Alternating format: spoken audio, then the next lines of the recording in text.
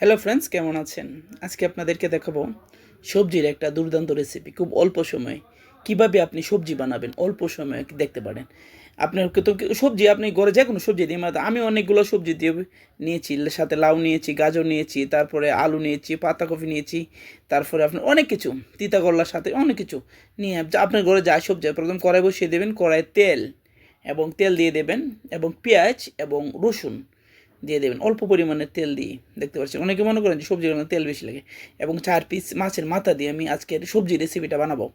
সবজি রেসিপিটা দুর্দান্ত এবং অসাধারণ একটি রেসিপি, দেখলে কিন্তু খেতে মন চাইবে। তারপরে আমি কিছুক্ষণ লাড়াচাড়া করে দেওয়ার পরে আমি মাছের মাথাগুলোকে দিয়ে দিলাম, দিয়ে একটু লাড়াচাড়া করতেছি।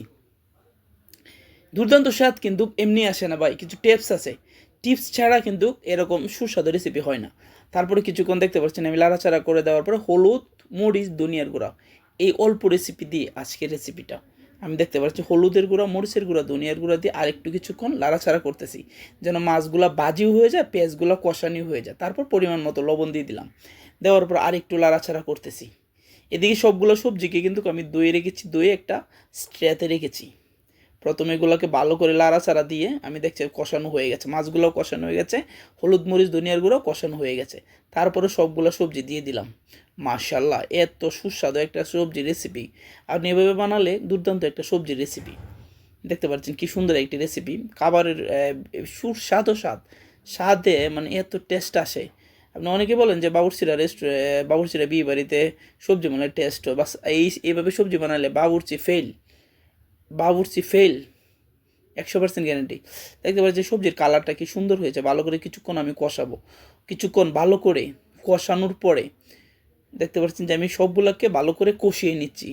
কষিয়ে নেওয়ার পরে যখন ভালো করে কষানো হবে, তারপর আপনি পরিমাণ মতো একটু পানি দিয়ে দেবেন। আর আপনি রেস্টুরেন্টে বলেন যে কোনো এত বিয়ে বাড়িতে পানি দেওয়া হয়নি, যেহেতু আমি ঘরে আমরা সবাই মিলে একসাথে খাবো, এই জন্য আমি কিছু পানি দিয়ে দিলাম। দেখতে পাচ্ছেন যে পানি দেওয়ার পরে আমি কিছুক্ষণ লাড়াচাড়া করে দেওয়ার পরে কিছুক্ষণ আমি ঘুরে রাখবো।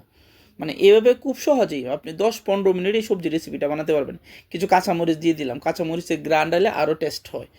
দেখতে পাচ্ছেন যে আমি কিছু কাঁচামরিচ দিয়ে আরেকটু লাড়াচাড়া করে দিয়ে তারপরে আমি এটাকে ঘুরে রাখবো।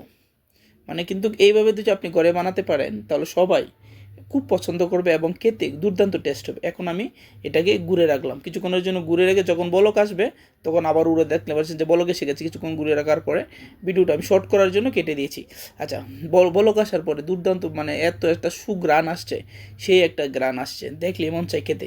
কালারটা দেখেন অসাধারণ। এখানে কিন্তু অল্প পরিমাণের তেল দিয়ে সবজি রেসিপিটা বানানো হয়েছে। দুর্দান্ত একটা রেসিপি অলরেডি কিন্তু হয়ে গেছে। সর্বোচ্চ 15 মিনিটে এই সুস্বাদু সবজি রেসিপিটা বানানো যায়। আপনি অনেক গাঢ়া বলে, অনেক দেশে অনেক নাম বলে, কিন্তু আমাদের দেশে সবজি বলা হয়। আমি সবজি বানিয়েছি সাদে ভাতের সাথে, ও অসাধারণ। ভালো লাগলে অবশ্যই আমার ফেসবুক পেজটাকে ফলো করে রাখবেন।